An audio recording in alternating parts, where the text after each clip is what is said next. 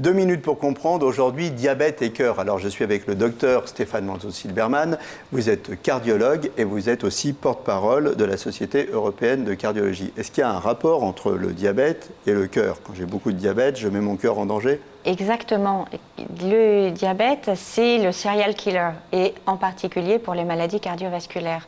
On est face à une épidémie, un tsunami de diabète de type 2, qui intervient de plus en plus tôt et dans une partie de plus en plus importante de la population. Le diabète de type 2, c'est celui qui est lié à l'alimentation essentiellement, et puis âge et alimentation, ça va un peu ensemble. Exactement, on va dire aux habitudes de vie. Mauvaise alimentation, trop riche en sucre, trop riche en graisse, pas d'activité physique, et bien tout ça va tout ça, c'est pas bon pour le cœur, finalement. Exactement. Le développement du diabète, on en voit de plus en plus, et les conséquences du diabète pour le cœur, pour les artères, est absolument effroyable. Donc c'est très important de prévenir et de dépister très tôt l'existence d'un diabète. C'est-à-dire, c'est quoi ces conséquences pour les artères?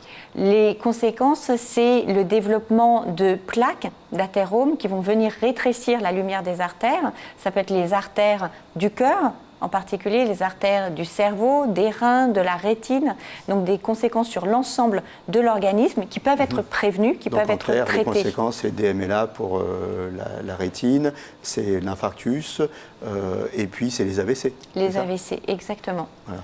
Donc il faut bien surveiller tout ça, en fait, hein, c'est ce que vous nous dites. Dépister, rechercher un diabète, ça se traite. Les médicaments contre le diabète ont une efficacité également sur les maladies cardiovasculaires. Ça diminue la mortalité, et il faut le suivre pour pouvoir éviter les complications.